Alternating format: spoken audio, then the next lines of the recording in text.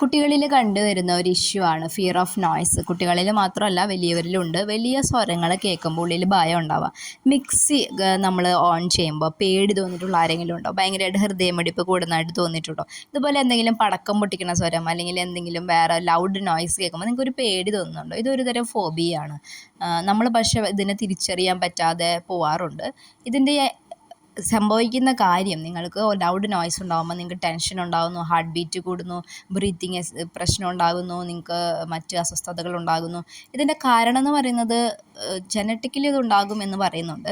അല്ലാതെ തന്നെ എന്തെങ്കിലും ഒരു ട്രോമ നിങ്ങൾക്ക് ഫേസ് ചെയ്തിട്ടുണ്ടെങ്കിൽ, ലൈഫിൽ എന്തെങ്കിലും ഒരു ഇൻസിഡൻറ്റ് ഉണ്ടായിട്ടുണ്ടെങ്കിൽ, അല്ലെങ്കിൽ സമൂഹത്തിൻ്റെ ഭാഗത്തു നിന്ന് എന്തെങ്കിലും ഒരു മോശം അനുഭവം ഉണ്ടെങ്കിലൊക്കെ ഇത്തരം കാര്യങ്ങൾ ഉണ്ടാകുന്നുണ്ടെന്ന് പറയുന്നുണ്ട്.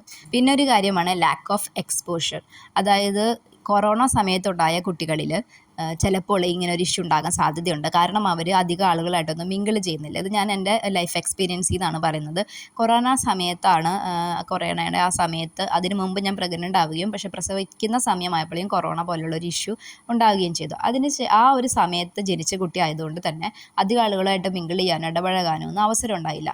അപ്പോൾ ആ സമയത്ത് കുഞ്ഞ് ജനിക്കുകയും പിന്നെ അതിന് ശേഷം ഞങ്ങൾ ഫ്ലാറ്റിലായിരുന്നു താമസിച്ചുകൊണ്ടിരുന്നത്.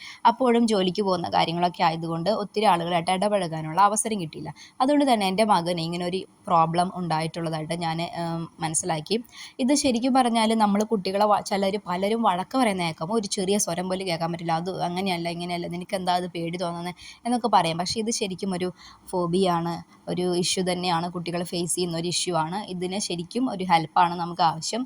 ഇനി അങ്ങനെ അല്ലെങ്കിൽ നോയ്സിനെ പതുക്കെ ഫേസ് ചെയ്യാൻ അവർക്ക് ധൈര്യം കൊടുക്കുക എന്നുള്ളതാണ്. അപ്പം ഞാൻ അവർക്ക് നോയ്സിനെ പകുതി കുറച്ച് കേൾക്കാതിരിക്കുന്നതിന് വേണ്ടിയിട്ട് ഇയർഫോൺ പോലുള്ള സംഗതികളാണ് പലപ്പോഴും യൂസ് ചെയ്യുന്നത്. കാരണം ഇപ്പോൾ നമുക്ക് കംപ്ലീറ്റ് ആയിട്ട് സ്വരം പെട്ടെന്ന് തന്നെ ഓവർകം ചെയ്യുമെന്ന് പറയാൻ പറ്റില്ല. അവരത് അറിഞ്ഞുകൊണ്ട് ചെവി പൊത്തുന്നതല്ല. അത് അവരുടെ മനസ്സിൻ്റെ ഒരു അവസ്ഥ കാരണം അവർക്ക് ആ സ്വരത്തെ അവർക്ക് അഡ്ജസ്റ്റ് ചെയ്യാൻ പറ്റാത്തത് കൊണ്ടാണ് അവർ ചെവി പൊത്തുന്നത്.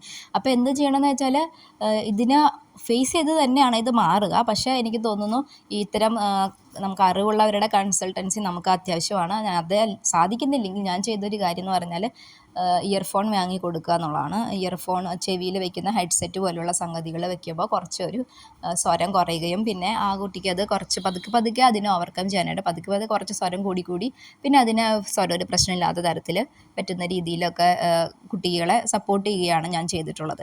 അപ്പോൾ ഇത് നമ്മൾ കുട്ടികൾ എന്തെങ്കിലും ഒരു ബിഹേവിയർ ഇഷ്യൂ കാണിക്കുമ്പോഴേക്കും ഷൗട്ട് ചെയ്യുന്ന പാരൻസ്, അത് ഒത്തിരി പേർക്ക് എഡ്യൂക്കേഷൻ ഇല്ല. ഇപ്പം ഞാൻ തന്നെ ഈ ഇഷ്യൂ പറഞ്ഞപ്പോൾ ഒത്തിരി പേര് അതെന്തിപ്പോൾ അത് അങ്ങനെ എന്താ അവൻ അങ്ങനെ ബിഹേവ് ചെയ്യണമെന്നൊക്കെ പറഞ്ഞു. പക്ഷേ ഇത് അവയർനെസ് ഇല്ലാത്തതുകൊണ്ടാണ്. സൈക്കോളജിക്കലായിട്ട് മനുഷ്യർ അനുഭവിക്കുന്ന പ്രശ്നങ്ങളെക്കുറിച്ച് നമുക്ക് അവയർനെസ് ഇല്ല. അറ്റ്ലീസ്റ്റ് കുട്ടികളുടെ ബിഹേവിയറിൽ ഉണ്ടാകുന്ന ഇഷ്യൂസെങ്കിലും നമുക്ക് അവയർനെസ് ഉണ്ടാകണം. അങ്ങനെ എന്തെങ്കിലും നിങ്ങളുടെ കുട്ടികളിൽ കാണുമ്പോൾ അറ്റ്ലീസ്റ്റ് നമ്മുടെ കയ്യിൽ മൊബൈലില്ലേ, ഒന്ന് ഗൂഗിളിൽ സെർച്ച് ചെയ്ത് നോക്കാം. എന്നിട്ട് ഈ കുട്ടി ഇങ്ങനെ ഒരു ബിഹേവിയർ കാണിക്കുന്നുണ്ടല്ലോ, പക്ഷേ നമ്മുടേതായിട്ടുള്ള റെമഡി പരീക്ഷിക്കരുത്. അത് നിങ്ങൾക്ക് നോളജ് തന്നെ വേണം, അല്ലെങ്കിൽ അറിവുള്ളവരോട് നിങ്ങൾ ചോദിക്കണം. ഞാൻ ഇപ്പോൾ സൈക്കോളജി പഠിക്കുന്നത് കൊണ്ടാണ് ഞാനിങ്ങനെ ഒരു ഇയർഫോണിൻ്റെ ഒരു കാര്യം ചെയ്ത് നോക്കിയത്. പക്ഷേ ഇതിന് ശരിക്കും പറഞ്ഞാൽ ഹെൽപ്പ് ആവശ്യമുള്ള ഒരു സംഗതി തന്നെയാണ് കേട്ടോ. അപ്പോൾ എനിക്ക് ലാസ്റ്റായിട്ട് പറയാനുള്ളത് സപ്പോർട്ട് യുവർ കിഡ്. നിങ്ങളെ കുട്ടികളെ സപ്പോർട്ട് ചെയ്യുക. ഇങ്ങനത്തെ ഇഷ്യൂസൊക്കെ ഉണ്ടാകുമ്പോൾ അവരെ ഏറ്റവും കൂടുതൽ ചേർത്ത് പിടിക്കേണ്ടത് അമ്മമാർ തന്നെയാണ്. ചിലപ്പോൾ നിങ്ങളുടെ ഗ്രാൻഡ് ഫാദർ, ഗ്രാൻഡ് മദർ, നിങ്ങളുടെ നൈബേഴ്സ് അല്ലെങ്കിൽ നിങ്ങളുടെ കസിൻസിനൊന്നും ഇതൊരു കുട്ടികളെ ചിലപ്പോൾ അവർ ജഡ്ജ് ചെയ്തേക്കാം, അല്ലെങ്കിൽ കുട്ടികളെ അവർ ചീത്ത പറഞ്ഞേക്കാം. പക്ഷെ അങ്ങനെയല്ല. നമ്മൾ അമ്മമാർ അല്ലെങ്കിൽ നമ്മുടെ അപ്പന്മാരാണ് നമ്മളെ കുട്ടികളെ മനസ്സിലാക്കി ഇങ്ങനെ ഇത് അവരോടൊരു ഇഷ്യൂ ആണ്. ആ സ്വരം കേൾക്കുമ്പോൾ അവർ പേടിച്ച് പോകുന്നതാണ്, അല്ലാതെ അവരത് അഭിനയിക്കുന്നതല്ല. അപ്പോൾ അത് അവരുടെ മനസ്സിൻ്റെ ഒരു അവസ്ഥയാണ്. അത് മനസ്സിലാക്കി അവരെ സപ്പോർട്ട് ചെയ്യുക. പറ്റുന്ന രീതിയിൽ അവർക്ക് പതുക്കെ ധൈര്യം കൊടുത്ത് അതിനെ ഫേസ് ചെയ്യാൻ സഹായിക്കും. ഒരു അവയർനെസ് വീഡിയോ ആയിരുന്നു. Thank you.